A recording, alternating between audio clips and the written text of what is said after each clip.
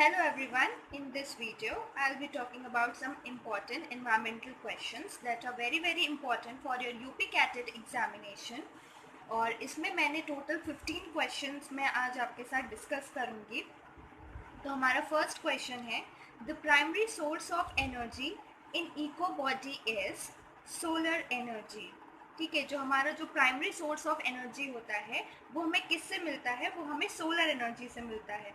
और मैं ट्राई करूँगी, एक्चुअली सब कुछ मैंने इंग्लिश में लिखा हुआ है तो इंग्लिश मीडियम स्टूडेंट को कोई प्रॉब्लम नहीं होनी चाहिए, और साथ ही मैं हिंदी में एक्सप्लेन कर रही हूँ तो हिंदी मीडियम स्टूडेंट्स को कोई प्रॉब्लम नहीं होनी चाहिए।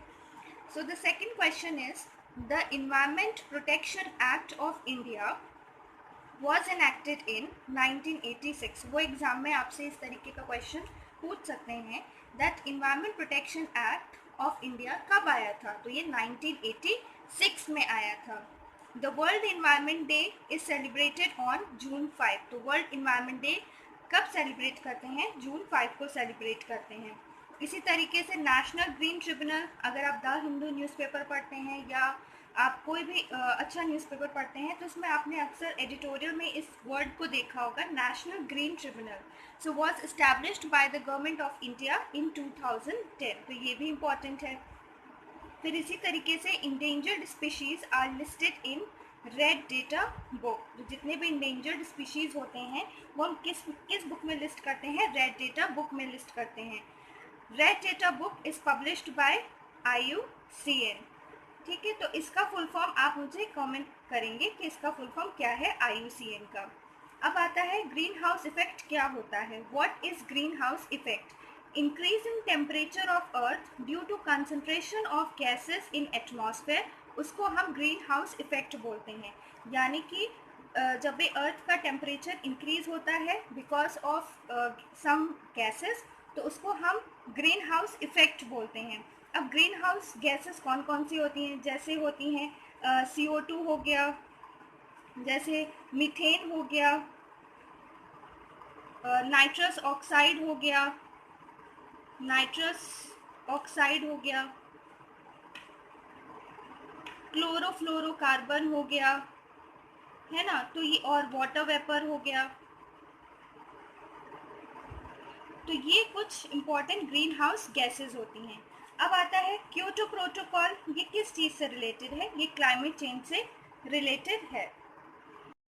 Which one of the following gases is not a greenhouse gas? तो जैसे कि मैंने पीछे आपको कुछ ग्रीन हाउस गैसेज बताई थी, तो आपके एग्जाम में पूछा जा सकता है इस फॉर्म में कि इनमें से कौन सी ग्रीन हाउस नहीं है। तो ये भी आप मुझे कमेंट करके ही बताएंगे इस क्वेश्चन के आंसर को। Ozone layer is located in stratosphere. अब जैसे कि एटमॉस्फेयर में बहुत सारी लेयर्स होती हैं, जैसे ट्रोपोस्फेयर होती है, फिर स्ट्रेटोस्फेयर होती है, मेसोस्फेयर होती है। तो पूछा यहाँ पर ये गया है कि ओजोन लेयर किस एटमॉस्फेरिक लेयर में प्रेजेंट होती है? तो ये स्ट्रेटोस्फेयर में प्रेजेंट होती है। फिर नेक्स्ट क्वेश्चन है, फॉरेस्ट रिसर्च इंस्टीट्यूट कहाँ पर लोकेटेड है? ये देहरादून में लोकेटेड है। चिपको मूवमेंट की तो बहुत बार सुना होगा, हमने अपने 8th-9th बुक्स में भी इसको पढ़ा है एनवायरनमेंट में। ये किस चीज़ से रिलेटेड है? ये डिफॉरेस्टेशन से रिलेटेड है। ठीक है, तो दो लोग इसमें इन्वॉल्व थे, तो उनका नाम आप मुझे बता देंगे। तो चलिए, एक का नाम मैं बता देती हूँ, सुंदरलाल बहुगुणा, और दूसरे का नाम आप मुझे बताएंगे। फिर 13th क्वेश्चन है, first national park of India is Jim Corbett national park. ये कहाँ पर सिचुएटेड है? उत्तराखंड में सिचुएटेड है। ये कॉर्बेट नेशनल पार्क का एक पार्ट है और ये 1936 में इस्टेब्लिश हुआ था। ये 1936 में इस्टेब्लिश हुआ था। अब एक और इम्पोर्टेंट क्वेश्चन आता है, the gas which leaked from union carbide factory Bhopal was. जो गैस हमें पता है भोपाल गैस ट्रेजेडी में जो गैस की वजह से ऐसी वो कौन सी गैस लीक हुई थी?